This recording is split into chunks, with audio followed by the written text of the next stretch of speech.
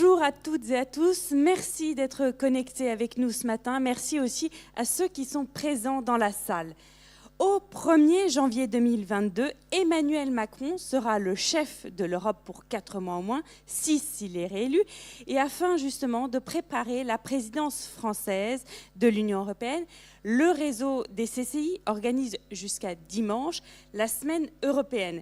Donc jusqu'à dimanche 9 mai, le 9 mai c'est la journée donc, de l'Europe, table ronde, débats vont se succéder, la parole sera donnée aux chefs d'entreprise afin de connaître leur point de vue sur l'Europe, de connaître leurs attentes et puis aussi les actions qu'ils ont construites sur le territoire grâce à l'Union européenne. Hier, Clément Beaune a lancé les festivités puisque le secrétaire d'État chargé des Affaires européennes est intervenu devant les présidents du réseau des CCI. Il a répondu à leurs questions et relaiera leurs attentes lors de la présidence française de l'Union européenne. Et puis, je voudrais aussi qu'on souligne le rôle de la CCI Pays de la Loire en matière de l'Europe, puisque la CCI Pays de la Loire est très active sur les questions relatives à l'Europe. Pendant 20 ans, elle a été le relais ligérian du réseau EEN, Enterprise Europe Network. En juin 2018, elle avait d'ailleurs organisé une AG au Mans sur le thème de la consultation citoyenne sur l'Europe. Transition énergétique et compétitivité étaient les 2 thèmes forts de cette assemblée. Et puis, elle est aussi membre fondateur avec la région de l'association Pays de la Loire Europe, dont nous parlerons tout à l'heure. Alors, ce matin, la CCI Pays de la Loire a organisé pour vous, chefs d'entreprise, 2 tables rondes. La première sera consacrée aux fonds européens du plan de relance et des fonds structurels, entre autres, qui existent pour savoir comment ils fonctionnent, qui peut en bénéficier, avec mes invités, Valérie Hayé, qui est la députée européenne Pays de la Loire et membre de la commission des budgets, et puis Vanessa Charbonneau, qui est la vice-présidente Europe du Conseil régional et membre des comités des régions. Elles vous expliqueront tout cela tout à l'heure. Nous parlerons ensuite à 11h30 de l'insertion des migrants avec Sylvie Guillaume, qui est la députée européenne, membre de la Commission des libertés civiles, de la justice et des affaires intérieures, Evelyne Douot, qui est responsable du pôle formation et emploi de l'association Passerelle, et puis Didier Vallat, qui est le DG de Kuhn Enduro, une entreprise spécialisée dans les machines agricoles et basée en Vendée. Avant de lancer la première table ronde, eh bien, je donne la parole à Jean-François Gendron, qui est assis à côté de moi, qui est le président de la CCI Pays de la Loire. Merci beaucoup. Bonjour à toutes et à tous. J'ai le sourire, ça ne se voit pas, mais je suis très heureux d'être là ce matin parmi vous, ici à la CCI de Nantes-Saint-Nazaire, en Pays de la Loire, pour cette semaine, comme vous l'avez dit, européenne des chambres de commerce et d'industrie. Alors, les chambres de commerce et d'industrie, elles sont depuis longtemps concernées par l'Europe. Et ce sont des sujets que nous abordons, que nous traitons régulièrement, notamment sur le plan, bien sûr, du développement économique. Et nous, CCI Pays de la Loire, je dirais que nous sommes tout particulièrement concernés par l'Europe, en partenariat avec le Conseil régional. Je salue Vanessa Charbonneau, qui est à côté de moi ce matin, et en partenariat avec l'État. Un très bel exemple, nous sommes dans notre 14e année, donc ça fait plus de 13 ans que nous accompagnons les entreprises avec Programme Dynamique. Je pense que vous en reparlerez dans la matinée. On en parlera tout à l'heure. Et c'est un programme qui me tient à cœur parce que c'est une magnifique façon d'accompagner les entreprises, et c'est avec les fonds européens depuis 14 ans, et je l'espère pour ce qui sera voté bientôt, la période 2021-2027. Et puis, deuxième sujet qui me paraît important et qui concerne plutôt le présent et le futur, c'est tout ce qui a trait au Green Deal européen et au Green Deal ligérien, au Green Deal des Pays de la Loire, puisque nous en avons fait un peu notre cheval de bataille sur ce qu'on peut appeler le développement économique et le développement durable de la région Pays de la Loire. Et grâce au Green Deal, grâce aux fonds qui vont être dédiés à ce Green Deal au niveau européen pour les 10 ans à venir, nous avons d'énormes possibilités pour nos entreprises et pour nos territoires de les aider à se développer et à contribuer à l'attractivité et à la lisibilité de ce territoire. J'arrête là et je vous propose, pour vraiment introduire cette matinée, plutôt qu'un long discours, de vous présenter le film qui a été fait, un très court film qui a été fait dans le cadre d'une grande consultation des entreprises par CCI France sur justement l'action de l'Europe, notamment durant le Covid, action qui est plutôt saluée par les entrepreneurs, mais il y a encore bien sûr plein de choses à faire. Donc je vous souhaite une très très belle matinée ici et je vous invite à regarder ce court film. Merci. Merci Jean-François.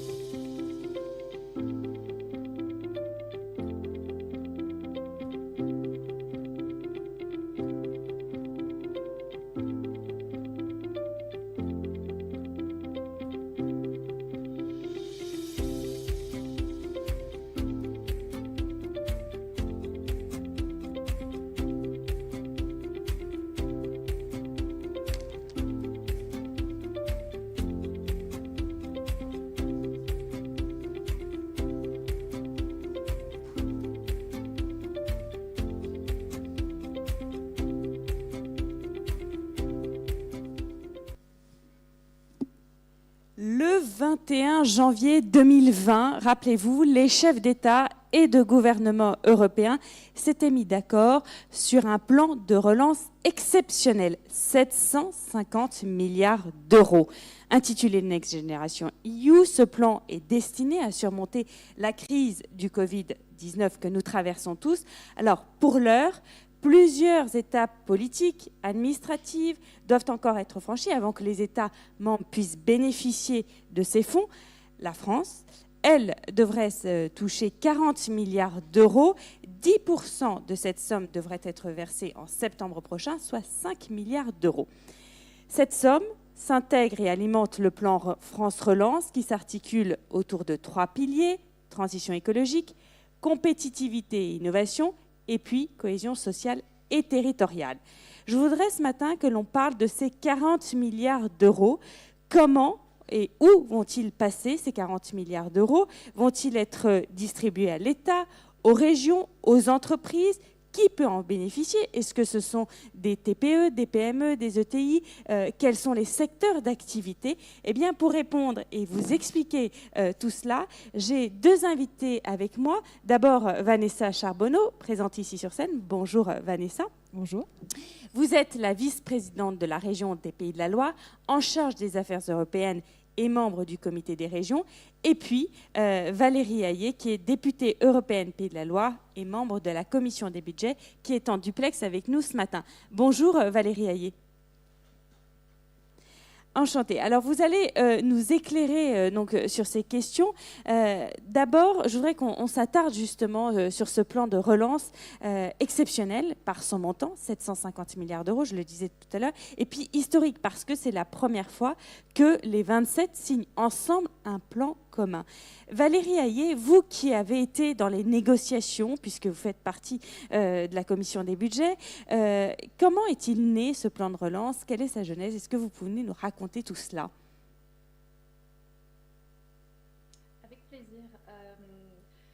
ce plan de relance, il a été validé par les chefs d'État et de gouvernement en juillet dernier, comme vous l'avez rappelé, après un processus difficile, il faut le dire, et qui a suscité beaucoup de discussions entre les États membres et aussi au Parlement européen qui a pleinement joué son rôle. En mars dernier, le Parlement européen a été la première institution à appeler à un plan de relance massif en considérant que, bien sûr, la crise sanitaire avait des conséquences sanitaires désastreuses et que les effets sur l'économie, les effets économiques et sociaux allaient être très lourds et qu'il fallait absolument accompagner la relance à l'échelle de l'Union européenne. Le Parlement européen a fait une résolution ambitieuse dès mars, appelant les États membres à mettre de l'argent sur la table pour accompagner les acteurs sur le terrain et accompagner aussi la transformation de notre économie. C'est-à-dire que l'idée, c'est pas seulement de mettre de l'argent sur la table et de faire comme avant, non, c'est aussi de saisir cette opportunité pour transformer notre modèle, pour engager la transition environnementale et la transition numérique. Et puis, au mois de mai, le président de la République a présenté un plan de relance commun, une proposition d'initiative commune avec la chancelière Merkel, qui a été aussi évidemment décisive parce que le fait d'avoir le soutien de l'Allemagne a été un élément déterminant pour pouvoir finaliser un accord entre les 27. On avait beaucoup discuté aussi des réticences de l'Allemagne, qui est sortie un peu de ses positions classiques. Pourquoi ? Parce que Angela Merkel, comme les Allemands, elle a compris que pour que son économie aille bien, il fallait que les économies italiennes, françaises, roumaines, etc. aillent bien. Et cette logique de solidarité, elle a fonctionné, elle a primé dans le cadre de ces négociations. D'où ensuite la proposition de la Commission européenne qui a débouché sur un accord ambitieux entre les États membres avec, donc, en juillet, un accord sur 750 milliards d'euros, donc 390 d'aides directes et 360 de prêts, qui va être transformé et qui est en cours de transformation parce que, je le dis souvent, moi j'ai été membre de l'équipe de négociation du Parlement européen, j'ai négocié le budget pluriannuel pour les années 2021-2027, les ressources propres attenantes parce que ce plan de relance, il va falloir le rembourser et hors de question que ce soit les citoyens européens qui remboursent, ce sont les géants du numérique, les entreprises chinoises qui polluent, etc., qui devront rembourser et participer à la relance. Et souvent je dis, c'est très bien, on négocie, on brasse des milliers de milliards d'euros, mais l'important c'est que cet argent il arrive sur le terrain et qu'il se transforme de manière très concrète. Donc c'est tout l'enjeu aussi que cet argent il arrive le plus vite possible sur le terrain pour aider ceux qui en ont le plus besoin et pour accompagner les entreprises dans leur transformation. Et c'est je crois le cas avec le déploiement du plan de relance France Relance qui est mis en œuvre depuis plusieurs mois déjà. Justement, on va parler avec vous, Vanessa Charbonneau, parce que l'argent n'est pas encore arrivé sur le terrain. Les 40 milliards, je le disais, vont être versés plus tard, dont 5 milliards en principe en septembre prochain. Mais d'ores et déjà, différentes entreprises ont pu bénéficier de fonds européens. C'est le cas de la start-up Ixon qui développe un drone autonome, aussi bien en énergie que dans la prise de décision.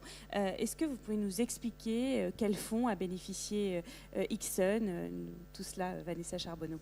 Merci. Moi, je voulais d'abord dire que je suis ravie d'être à vos côtés parce que j'avais eu l'occasion d'intervenir au Mans dans la table ronde que vous avez organisée déjà sur l'Europe. Et je profite pour saluer le rôle de la CCI, en particulier de la CCIR, des CCI, de la CCIR, des Pays de la Loire. En matière européenne, elle est effectivement, le président le rappelait, un des membres fondateurs. Valérie Ayer en est membre également de l'association Pays de la Loire Europe qui fait rayonner notre région au-delà de nos frontières ligériennes et nationales en Europe et qui est très utile à nos entreprises. Je vous en parlerai peut-être tout à l'heure. Valérie expliquait l'importance que l'argent, mais là aussi j'y reviendrai, que l'argent européen, mais les potentialités, les opportunités européennes arrivent sur le territoire.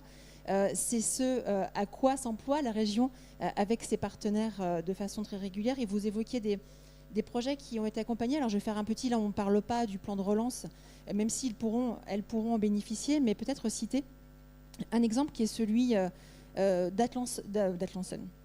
qui est celui d'Ixon, qui est soutenu par Atlampol, qui a bénéficié de différents fonds européens. Je sais que ça n'est pas toujours lisible et parfois lorsque nous parlons Europe, lorsque nous parlons fonds européens, nous jargonnons un petit peu. Donc si nous le faisons ce matin, vous nous reprenez, ou en tout cas vous nous faites un message sur le chat, je ne sais pas comment vous fonctionnez. Mais Ixon a bénéficié à la fois du FEDER, mais également des fonds structurels. les fonds sectoriels, le FEDER, le Fonds européen de développement régional, au travers d'Atlampol, puisque Ixen a été incubé via Atlampol, qui est financé par le FEDER. Et là, c'est une des particularités du FEDER en Pays de la Loire, qui intervient sur des dispositifs qui sont intermédiaires. C'est le cas pour la CCIR et le dispositif que vous portez. Elle a également, donc Ixen a également obtenu une subvention au titre du FEDER. Donc ce sont 500 000 euros qui lui ont été versés pour développer le prototype X1.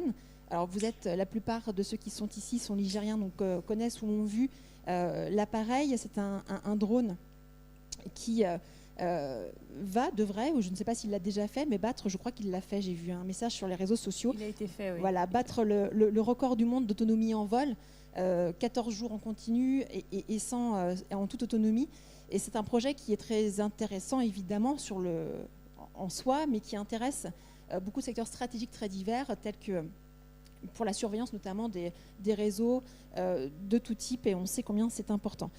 Donc, le projet incubé, donc financé par Atlampol, financé par le FEDER, le projet a bénéficié lui-même d'une subvention FEDER, mais il est également soutenu, il a été retenu par l'accélérateur. Donc l'accélérateur, c'est un dispositif du Conseil européen de l'innovation, et la société fait partie des 75 startups et PME européennes, dont 7 françaises qui ont été lauréates du dernier appel. Donc je cite les chiffres parce que ça montre à quel point ce dispositif est sélectif.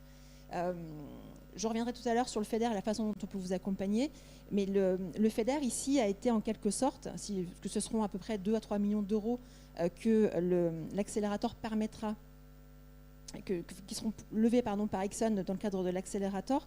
C'est une belle illustration de la complémentarité des différents fonds. Donc le FEDER qui est géré par la région, donc les fonds structurels, et ce dispositif d'innovation, programme qui est géré par la Commission européenne.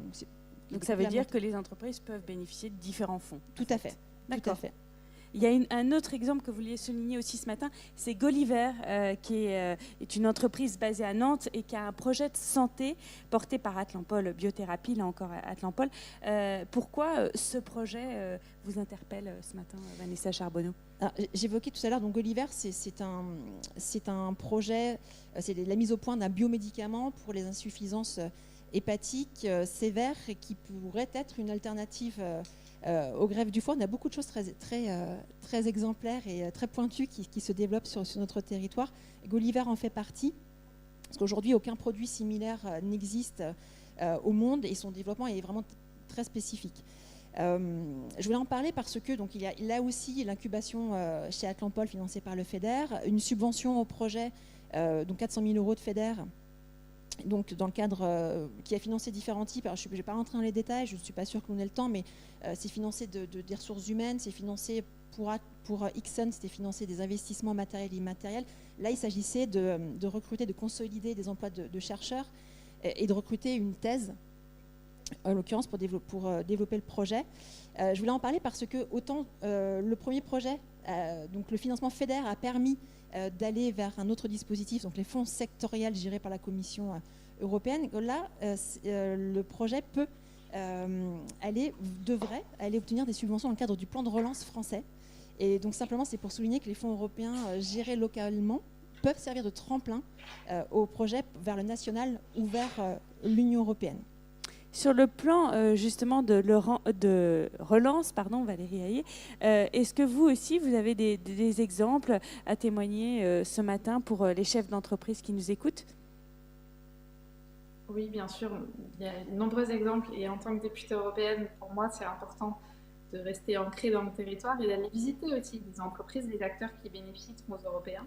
Ces derniers mois, j'ai eu l'occasion de visiter de nombreuses entreprises, notamment en Mayenne, dans mon département.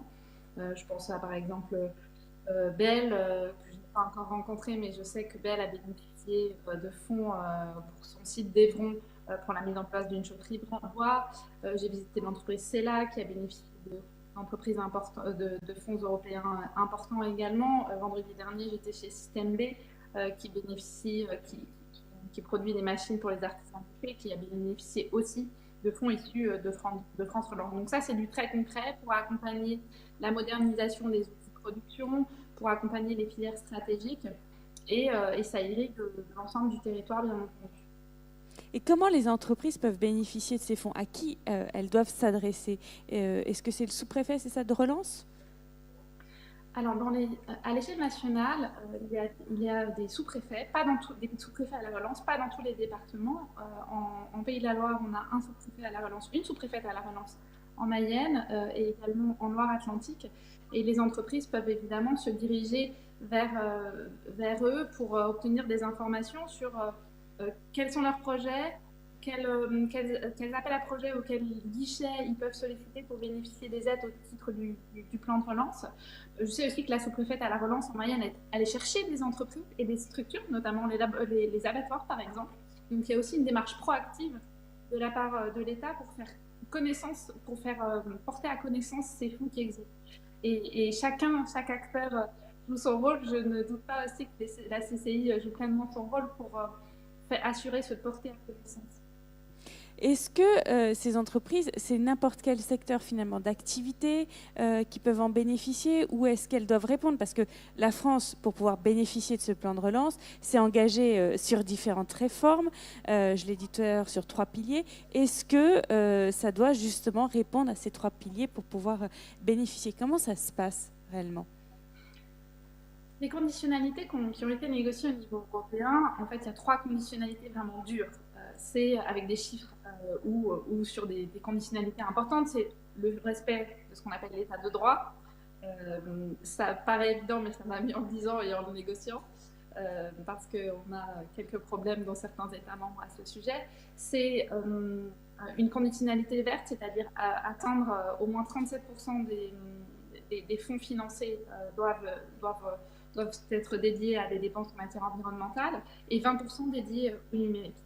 Ça, c'est ce qui a été négocié au niveau européen, et ça se déploie de manière encore plus ambitieuse en France, autour de 3 axes, dans le plan de relance qui a été présenté par la France au niveau européen: écologie, cohésion, compétitivité. Ça, ce sont les 3 axes, et ça se décline sur différents secteurs d'activité, sur l'industrie, sur l'agriculture, etc. Et donc, ça va au plus près aussi des besoins sur le terrain. Je vois énormément d'entreprises dans les différents territoires qui bénéficient de ces appels à projets et qui peuvent y prétendre, y compris sans nécessairement le savoir. Je vous parlais des abattoirs tout à l'heure. Il y a beaucoup d'abattoirs qui n'ont pas connaissance de ces dispositifs-là. À côté de ce plan de relance, Vanessa Charbonneau, donc il y a des fonds, vous nous avez détaillé tout à l'heure, des fonds d'aide, des dispositifs d'accompagnement, donc le FEDER, le FEADER, le FSE. Comment on peut s'y retrouver en tant que chef d'entreprise, et quel est le rôle de la région pour que ces fonds européens répondent à leurs problématiques, aux problématiques du territoire? C'est ça qui est primordial. Tout à fait, on évoquait tout à l'heure, c'était le sujet qui évoquait Valérie, de la connexion entre l'existence de ces fonds et les besoins du territoire.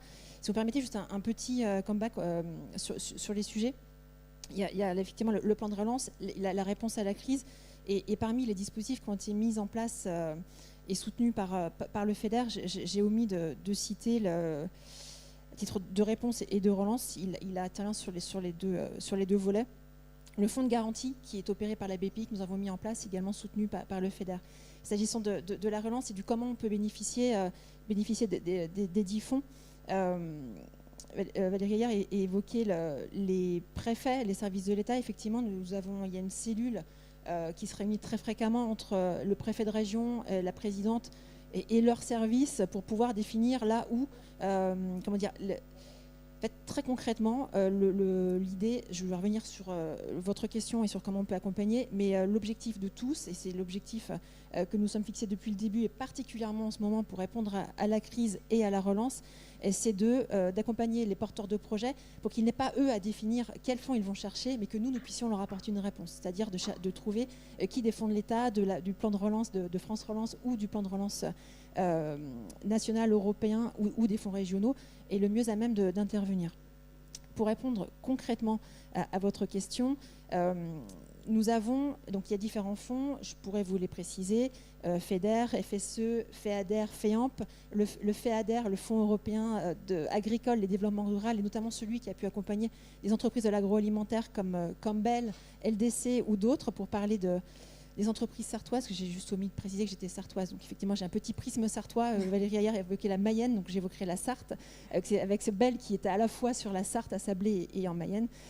Excusez, je demande pardon à ceux qui sont nantais pour cette digression par avance. Sur la façon dont nous pouvons accompagner, donc sur les fonds, donc FEDER, FSE, FEADER, FEAMP, nous avons une équipe au sein de la région, donc une direction des politiques européennes, que nous avons créé de façon à ce que ce soit là aussi lisible, parce que c'est la lisibilité qui fait que l'on comprend les sujets et qu'ils sont plus facilement accessibles, donc la lisibilité permet l'accessibilité. Donc une direction des politiques européennes avec des services qui sont dédiés à chacun des fonds. Un service qui est, lui, dédié aux fonds sectoriels. Donc les fonds sectoriels, ce sont les fonds, j'ai évoqué des fonds sur la recherche et l'innovation, les fonds qui sont gérés directement par la Commission, mais là nous mettons en place un accompagnement pour que les porteurs de projets puissent accéder à ces fonds dont je précisais tout à l'heure la sélectivité importante. Nous avons mis en place également des dispositifs, Appui Conseil Europe 2020, donc un peu daté de par sa date, mais ça nous le ferons évoluer peut-être, qui permet de bénéficier d'heures de consultants sur différentes thématiques. C'est peut-être de la traduction, mais également du montage de dossiers sur les besoins qui seraient exprimés par celui qui souhaite déposer un dossier. Nous avons accompagné, mis en place des hubs, d'anglicisme, qui réunissent les têtes de réseau, le Hub Europe pour la recherche et développement et innovation, le Hub Agri-Food Bioéconomie, deux hubs qui sont très actifs, peut-être d'autres dans le futur, mais ça marche, ça s'est monté notamment à la demande des différentes têtes de réseau que j'évoquais, pour pouvoir mieux travailler ensemble et puis générer une dynamique qui puisse permettre d'être plus efficace, d'aller chercher des fonds, mais pas que des fonds, des coopérations au niveau européen. Le bureau que j'évoquais, dont la CCI est membre, qui là peut intervenir pour faire de la veille, pour porter des sujets au niveau européen, pour faire aussi redescendre des sujets, pour parfois nous alerter sur des appels à projets qui pourraient nous intéresser, et aussi une mise en relation avec les partenaires européens. Et puis toute une communication que nous faisons, évidemment par les outils de communication réseau site, mais également par une communication physique. Il ne faut jamais oublier que la parole et la présence physique comptent, même si en ce moment c'est un peu tendu, un peu distendu. Des permanences dans les territoires où les porteurs de projets s'inscrivent, on nous passe l'info, ils s'inscrivent, font état de leurs problématiques et nous dépêchons, si je peux parler ainsi, les spécialistes de la région qui peuvent répondre en première réponse aux porteurs de projets pour l'orienter vers le fond, pour l'orienter vers l'interlocuteur, mais de façon à ce qu'il puisse être lisible et plus lisible et accessible pour lui. Je pourrais vous présenter les différents montants, mais je ne sais pas si vous le souhaitez. C'est surtout les outils finalement que vous mettez en place, vous, la région, pour soutenir et guider finalement les chefs d'entreprise à bénéficier de ces fonds. Des moyens humains, des outils du type du dispositif Appui Conseil Europe, des soutiens aussi, des financements d'autres partenaires. Tout à l'heure, j'évoquais Atlampol qui est soutenu par le FEDER, c'est aussi un des relais. Évidemment, la CCI qui est un relais important pour parler d'Europe, mais pas que. Moi, je suis partisane la sensibilisation, c'est bien, mais la preuve, la démonstration par la preuve, c'est encore mieux. Et plus nous démontrerons que des projets exemplaires sont accompagnés par l'Union européenne, plus l'Union européenne pourra faire la preuve de sa plus-value sur notre territoire. Voilà, en résumé, ce que nous mettons en place, mais en tous les cas, sachez qu'il y a des équipes, des bons professionnels qui peuvent vous accompagner sur les territoires et des partenaires. Je pense les maisons de l'Europe, c'est une entrée aussi, alors moins pour peut-être les entreprises, mais c'est peut-être un contact aussi pour avoir des premières informations, notamment sur la mobilité. Je pense aux Erasmus, Erasmus et Erasmus des adultes. Oui, parce que l'Erasmus, qui est un fonds sectoriel, il y a Horizon 2020, il y a LIFE, justement, tous ces fonds, les entreprises, comment peuvent-elles en bénéficier de ces fonds sectoriels ? Alors, les fonds sectoriels, les fonds structurels, je vous ai dit que nous essayons de ne pas trop jargonner, mais les fonds structurels sont gérés par la région en partie et l'État, et les fonds sectoriels sont gérés directement par la Commission européenne, soit par des appels à projets ou des programmes qui sont gérés par des organismes. C'est le cas d'Erasmus, qui est géré par l'agence Erasmus. Erasmus, si on peut en parler, alors ça peut vous concerner hein, dans les entreprises, notamment sur le volet mobilité.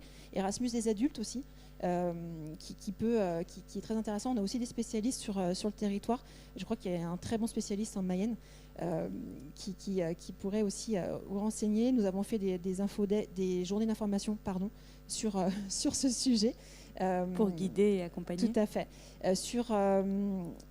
Erasmus+, en chiffres, je les ai sous les yeux, c'est 60 millions d'euros pour les acteurs ligériens, 63 millions sur la présente programmation 2014-2020, 800 bénéficiaires, un projet Maison de l'Europe de la Sarthe qui, vous le notez, hein, la Sarthe, mais qui est un projet exemplaire qui a permis la mobilité professionnelle en Europe de 249 lycéens de bac pro. Donc des jeunes qui vont se former, des jeunes qui vont apprendre et qui reviennent plus riches de leur expérience dans nos entreprises et qui restent dans nos entreprises, parce que moi, ce que je leur passe comme message tout le temps, c'est bien d'aller voir ailleurs, mais revenez chez nous s'il vous plaît, on a besoin de vous, de vos compétences. C'est un sujet que je crois vous traiterez tout à l'heure.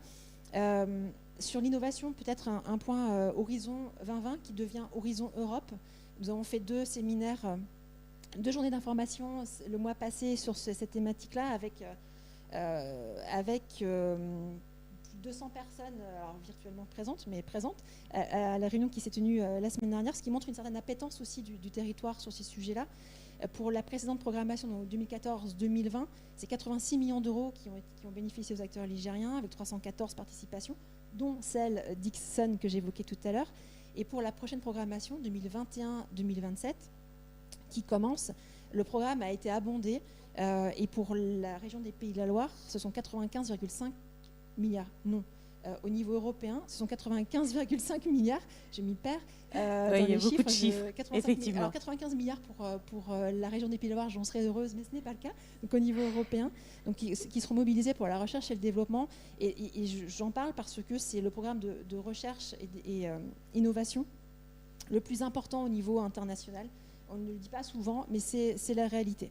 Et après, il y a peut-être le programme LIFE, mais ça concerne peut-être moins encore que les entreprises. C'est 14 millions d'euros de subventions européennes sur le territoire. Et on a un beau projet qui est un projet Reverso pour la reconquête de la qualité de l'eau. Et ça nous concerne tous.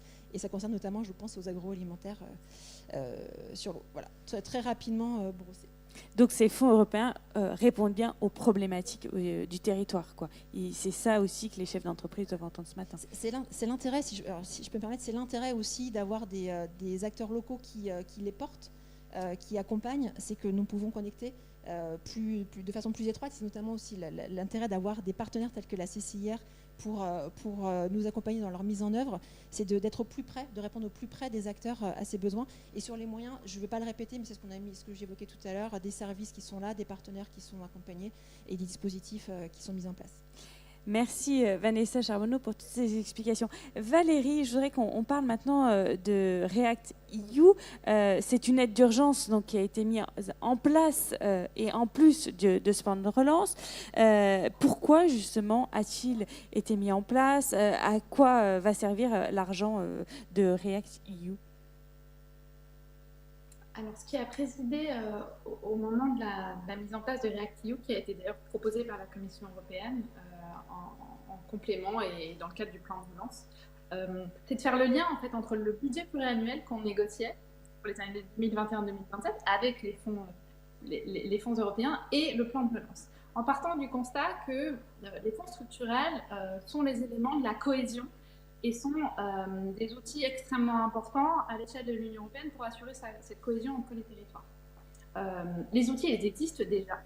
L'idée avec REACT-EU, c'est d'utiliser ces outils qui existent déjà, cette tuyauterie, entre guillemets, qui existe déjà, qui est assurée notamment par les conseils régionaux, les conseils départementaux et d'autres acteurs qui sont autorités de gestion en fonction des fonds dont on considère, et de dire on va on va envoyer un coup de fouet, entre guillemets, générer un coup d'énergie, une dynamique en mettant beaucoup d'argent sur la table via ces fonds, 47 milliards à l'échelle de l'Union européenne, en considérant qu'il fallait de l'agilité, de la souplesse, et accompagner les secteurs qui en avaient le plus besoin sur notamment la santé, les enjeux de transition, etc. Et avec un maître mot, je l'ai dit, agilité, rapidité. Donc l'idée, c'est d'injecter ces 47 milliards à l'échelle de l'Union en 2 ans, avec une facilité d'accès aux fonds, c'est-à-dire que l'un des éléments majeurs, c'est que pour le déploiement de REACT-EU, il n'y a pas cette notion de cofinancement nécessaire, c'est-à-dire qu'un projet pourrait être financé à 100% par de l'argent européen, ce qui est inédit. Et ces fonds-là, ce fonds-là, REACT-EU, est géré et mis en œuvre par la région. C'est ça. Pardon, tout à fait. Tout à fait. Ce sont 88 millions pour la. Je redescends niveau Valérie, au niveau européen, même si je sais qu'elle a les pieds, j'allais dire sur terre et en Mayenne particulièrement. Sur son territoire. C'est ça. Mais, donc 88 millions pour les Pays de la Loire. Et avec une précision, c'est que les dépenses qui seront, il faut que nous consommions vite. Quand je dis vite, c'est que les dépenses doivent être réalisées avant fin 2023, donc c'est demain. Je vais dire après-demain, mais demain. Mais avec une précision, c'est que comme c'est un fonds qui doit répondre aux dommages, réparer les dommages de la crise Covid et opérer en même temps une transition vers une économie verte, digitale et résiliente, vous entendrez souvent ça.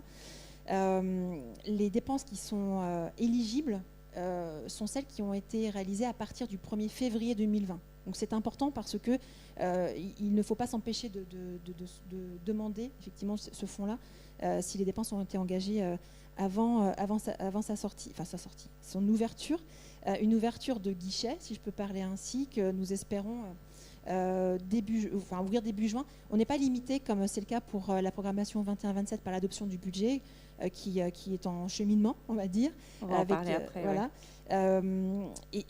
Parce que là, il nous faut que une partie soit adoptée, mais nous espérons que ça puisse être ouvert en juin. Et nous avons d'ores et déjà ouvert de notre côté, puisqu'il faut que nous ouvrions de façon très technique, je vous passe le détail, des lignes de crédit régionales pour que ces fonds puissent arriver sur notre budget, transiter par notre budget pour que nous puissions ensuite les reverser. Et donc tout est prêt et nous attendons effectivement le versement de la Commission européenne sur les budgets régions pour pouvoir les redistribuer ensuite. Et c'est quoi les priorités de la région sur le REACT-EU? C'est justement cette transition, vous parliez écologique, numérique?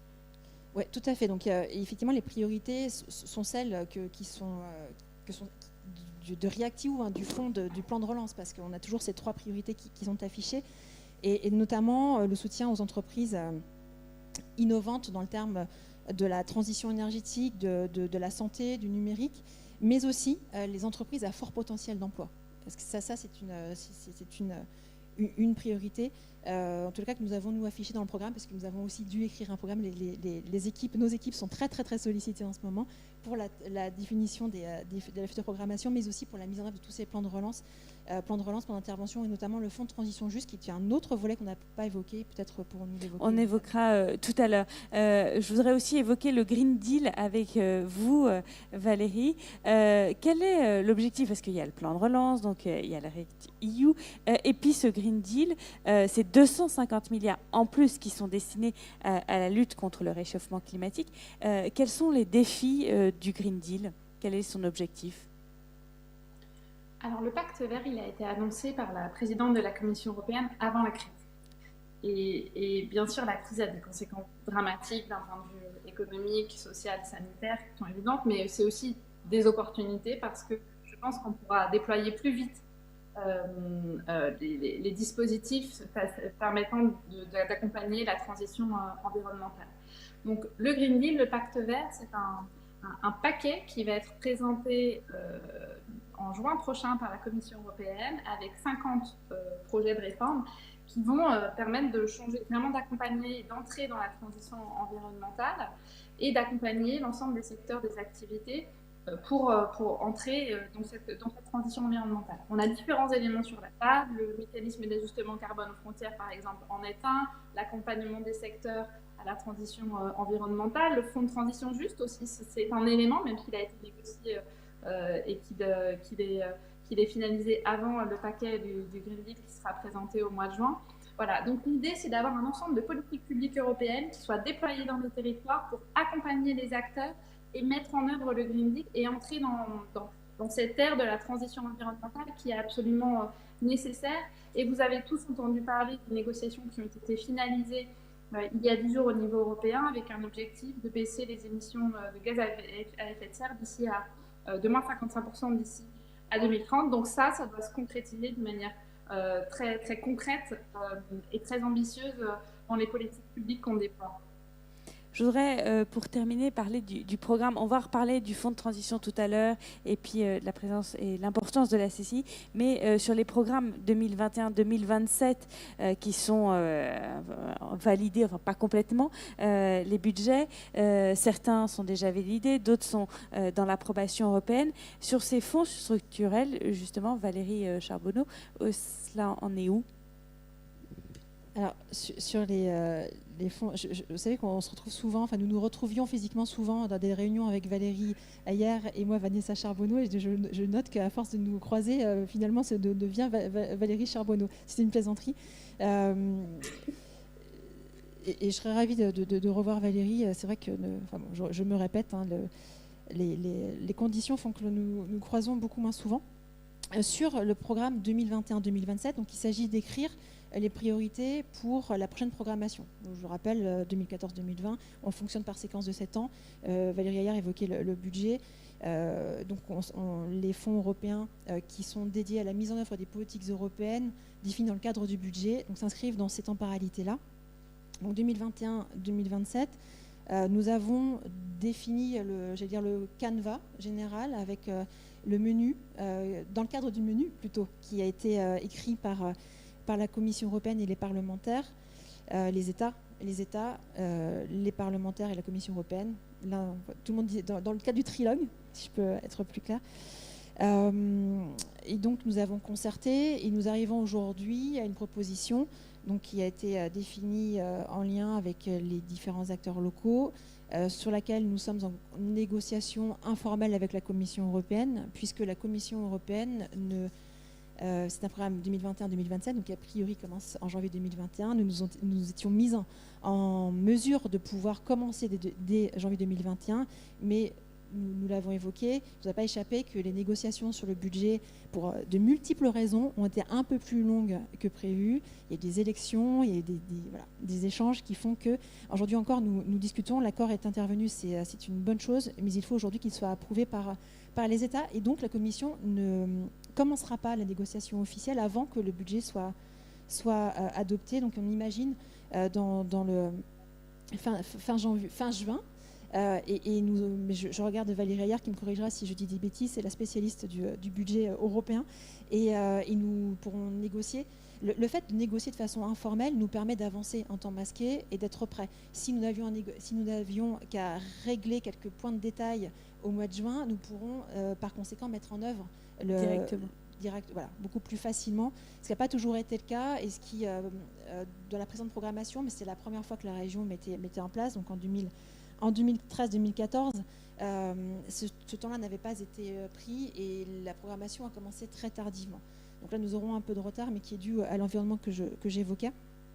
Et après, nous pourrons mettre en place, nous espérons donc commencer à programmer dès fin 2021. Sur le FEDER FSE, nous avons déjà les grandes masses financières. On serait aux alentours d'une enveloppe de 364 millions d'euros sur les 7 ans, avec des actions prévues en faveur des PME, la création d'entreprises, de l'innovation. Sachant qu'on a un petit point de frottement avec la Commission en ce moment. Donc quand j'évoquais les négociations informelles, donc c'est au niveau régional, mais au niveau des régions avec la Commission, puisqu'on a différents stades, donc Commission, État, région, et là nous sommes en région-Commission. Avec le soutien, j'ai échangé avec la ministre Jacqueline Gouraud la semaine dernière et M. Beaune sur ce sujet-là, la question du financement des entreprises, parce que la Commission souhaite faire de l'intervention en faveur des PME une priorité quasi exclusive, là où il pourrait être intéressant où des régions demandent, nous voulons pouvoir faire aussi le choix de la direction de l'attribution des crédits en fonction des projets, la qualité des projets. de l'intérêt et de l'impact de ces projets, toujours avec le souci de faire en sorte que les fonds européens, de faire en sorte que les fonds qui sont utilisés soient les mieux adaptés. Donc ce n'est pas nécessairement des fonds européens pour des projets de PME, ça peut être des fonds régionaux, là aussi de l'intérêt de croiser les regards et d'avoir une autorité de gestion qui soit la même. Bon, je pourrais continuer, mais je vais m'arrêter là, sauf si vous avez des questions. Non, justement sur ce programme 2021-2027, quelles seraient les 7 prochaines années, rapidement, Valérie, les objectifs, ces prochaines années? D'abord, peut-être dire, c'est vrai que je suis désolée d'être pas physiquement avec vous et la visio limite les capacités d'interaction. Mais je veux dire qu'effectivement, c'est toujours un plaisir de débattre et de discuter avec Vanessa. On a beaucoup moins d'occasions de se croiser, mais ce sera plus le cas on aura davantage d'occasions dans les prochains mois et les prochaines semaines. Les orientations. Alors, comme l'a dit Vanessa, en fait, on a un petit sujet qui concerne le plan de relance et la finalisation des négociations qui ont été bouclées en décembre dernier. C'est que il faut pour finaliser tout ça que ce qu'on appelle la ratification de la décision sur les ressources propres soit finalisée. C'est-à-dire que dans les 27 États membres, chaque Parlement, où il y a selon les processus en cours, il faut qu'il y ait un accord qui finalise dans chacun des États membres le deal global. Or, normalement, ça prend 2 ans de faire un processus comme celui-là. Là, on va le faire en 6 mois, ce qui est déjà record, mais c'est encore trop long. Et donc, ce qui retarde d'autant la capacité pour la Commission d'aller chercher l'argent sur les marchés et aussi la capacité de ficeler juridiquement définitivement le deal qui a été fait. Même si, comme l'a dit Vanessa, les grandes orientations elles sont déjà connues, les budgets sont déjà connus, les orientations, chacun des fonds a été négocié en fin d'année dernière avec quelques finalisations au début de cette année. Donc les lignes elles sont connues et c'est ce qui permet déjà d'avoir des échanges informels entre la Commission, les États et les régions pour déployer ces différents fonds structurels. Merci. Vous vouliez ajouter quelque chose? Non, en fait, je m'étais noté quelque chose et je ne sais plus ce que c'était.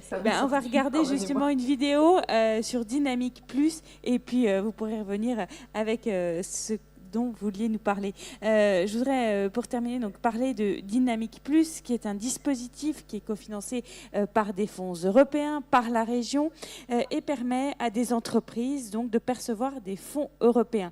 En 13 ans d'existence, 1500 entreprises, j'ai bien dit 1500, ce qui est énorme, d'entreprises Pays de la Loire, sont déjà passées par Dynamique Plus. 7 parcours sont disponibles, le design, la performance commerciale, l'industrie du futur. Les détails de Dynamique Plus dans cette vidéo, je vous laisse regarder. Alcim est une société qui fabrique des simulateurs de vol pour la formation professionnelle des pilotes. Donc on est très à l'international, présent dans 60 pays et on existe depuis 27 ans. Coupin, c'est une entreprise familiale, on est 125 collaborateurs. L'entreprise a été créée par mon grand-père en 1950. On est fabricant de menuiserie, bois, PVC, aluminium. On a nos propres équipes de pose distribuées sur 5 sites et un site de production ici à Loiron-Rouillé. En 2015, lorsque je reprends les rênes de l'entreprise, je veux faire passer Alcim d'un artisanat à une société industrielle. Et pour cela, on a élargi la gamme de produits. Et en vendant plus, on a eu la naissance d'une fourmilière chez Alcim qui était ingérable avec le peu d'expérience que l'on avait. On est allé chercher Dynamique Plus pour obtenir de la structuration et de la méthodologie pour pouvoir nous améliorer dans notre façon de faire. Alors, on a choisi d'intégrer le programme Dynamique Plus dans le cadre de la reprise de l'entreprise, dans le but de restructurer davantage notre organigramme et de définir mieux les rôles de chacun dans l'entreprise. On a suivi plusieurs plans d'action sur la rénovation, la construction et sur la qualité. Sur la qualité, c'était notamment pour définir un process de gestion de la qualité pour améliorer la rentabilité et la satisfaction client. Ce que le consultant apporte pour nous des éléments essentiels, je crois que c'est d'abord de la méthodologie. On est dans le programme dynamique avec toute cette dimension collective et les étapes et on suit les étapes. Une approche une rigueur dans l'approche quantitative. On compte, on mesure, On pèse les euros, voilà, et on identifie les priorités à partir des enjeux, vraiment en ayant mesuré au préalable. Si je rajoute un point, ça serait sans doute autour de la rigueur dans la prise de décision et surtout dans la mise en application des décisions. On va au bout de ce qu'on a décidé de faire et les plans d'action nous obligent à aller au bout et on n'engage rien d'autre tant qu'on n'a pas fini. On travaille beaucoup sur la montée en autonomie des équipes via les formations, dans les plans d'action, les comportements évoluent et on voit des gens qui se révèlent dans les plans d'action. Mon rôle dans Dynamic Plus en tant que pilote, ça a été celui de prendre la casquette de chef d'orchestre. On a vraiment mobilisé et fédéré les équipes et c'est aussi le rôle de pouvoir s'assurer du suivi et de la bonne prise en compte des actions jusqu'au bout du programme. Pour les formations, ça a été vraiment encore une fois l'occasion de prendre un pas de recul avec les équipes et de se former collectivement tous ensemble sur des sujets clés pour mener le changement dans l'entreprise. Dynamic Plus, moi, m'a fait gagner beaucoup de temps. N'ayant pas l'expérience industrielle, ça vous donne de la méthode, ça vous donne de la structure et donc derrière, ça vous fait pétiller votre quotidien. L'effet coaching est très important pour l'homme un petit peu seul que l'on peut être en tant qu'entrepreneur. Donc il y a un élan entrepreneurial qui se génère à travers ça et je pense qu'au final, on obtient l'envie d'aller vers des challenges encore plus importants. C'est justement très motivant pour les équipes parce qu'on sent que tout le travail qu'on fait sert à quelque chose, la motivation qui est générée, on a l'impression de faire du bien à l'entreprise. Dynamic Plus, pour nous, ça a été une petite révolution dans le mode de management, suivi des équipes et puis d'amélioration continue. Déjà, c'est se créer un petit réseau. On découvre d'autres entreprises avec d'autres activités. Ça permet de créer aussi du relationnel, de s'ouvrir et puis de se rendre compte qu'on a des problématiques qui se recoupent aussi, peu importe l'activité des entreprises. Ça vaut vraiment le coup d'être fait.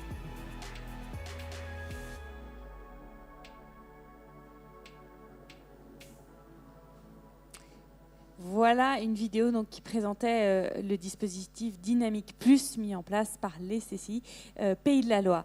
Est-ce que Valérie, vous avez retrouvé ce que vous voulez nous dire ou pas? Sinon, on va passer aux questions du public. Oui et non. Non, peut-être juste vous dire, parce que vous me demandiez les priorités du budget 2021-2027, vous rappelez ce qu'a poussé le Parlement européen dans ce budget et pour faire écho à ce qu'a dit Vanessa tout à l'heure.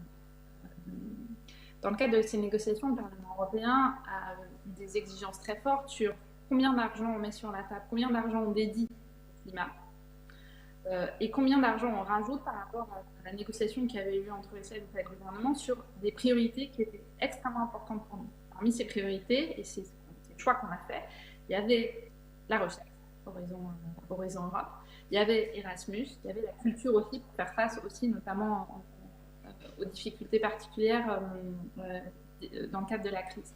Et avec les négociations poussées par le Parlement européen, on a pu mettre davantage d'argent sur la table pour Horizon Europe, pour Erasmus et pour ces programmes dont on parle. Et la priorité climat, elle était extrêmement importante et on a bataillé ferme pour que le 20% dédié au climat soit effectivement verrouillé et qu'il n'y ait pas une tendance de certains États membres à aller en dessous ou d'autres acteurs à aller en dessous. Donc ça fait partie des priorités et des éléments extrêmement importants dans la négociation pour le Parlement européen. Je voudrais maintenant qu'on passe aux questions du public. Monsieur Stéphane, qui est ici présent, a une question justement.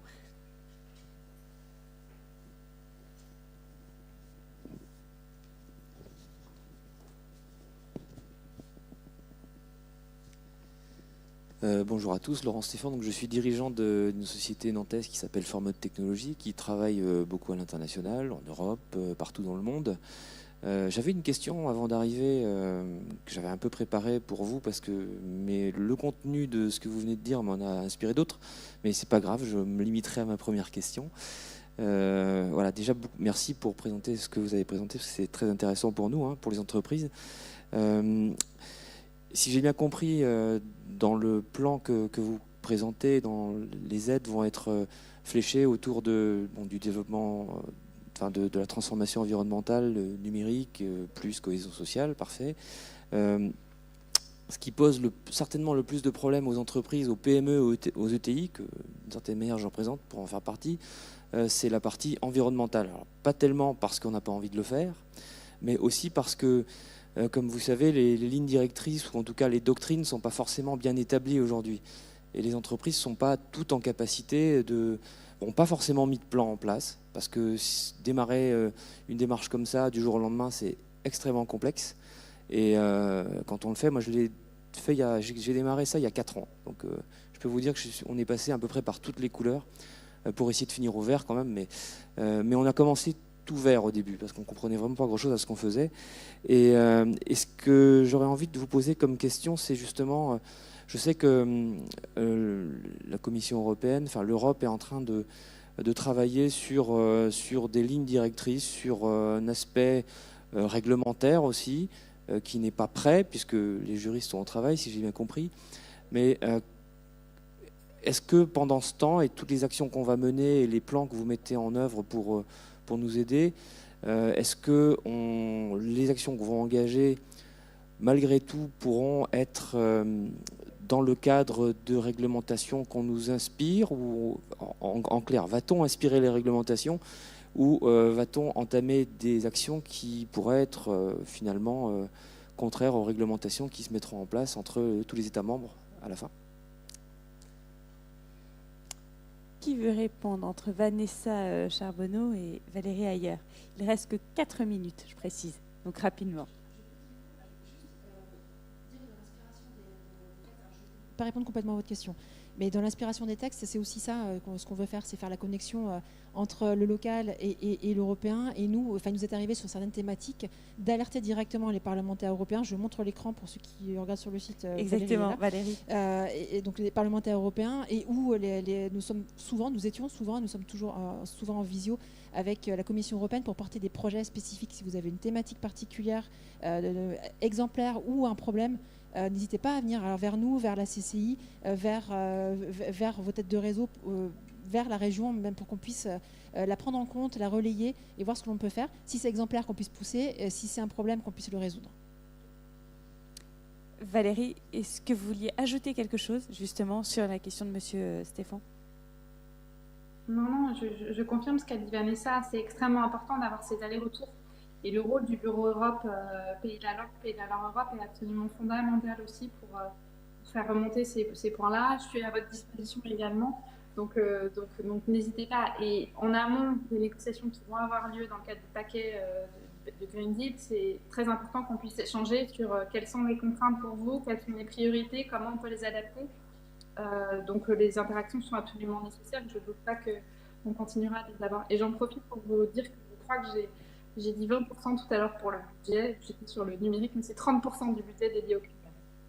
Merci pour cette précision. Donc n'hésitez pas, vous, les chefs d'entreprise qui nous écoutez ce matin, à aller auprès de la région, à aller aussi vous renseigner auprès de la CCI ou des CCI Pays de la Loire pour justement savoir quelles aides vous pouvez y bénéficier.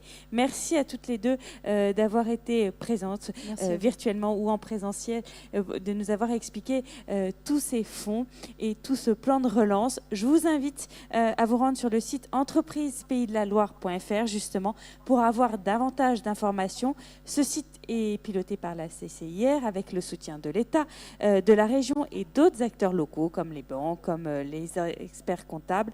Vous verrez, grâce à un site et grâce à en fait un système de questionnement successif, les différentes aides auxquelles vous pouvez bénéficier. Donc allez faire un tour sur entreprisepaysdelaloire.fr.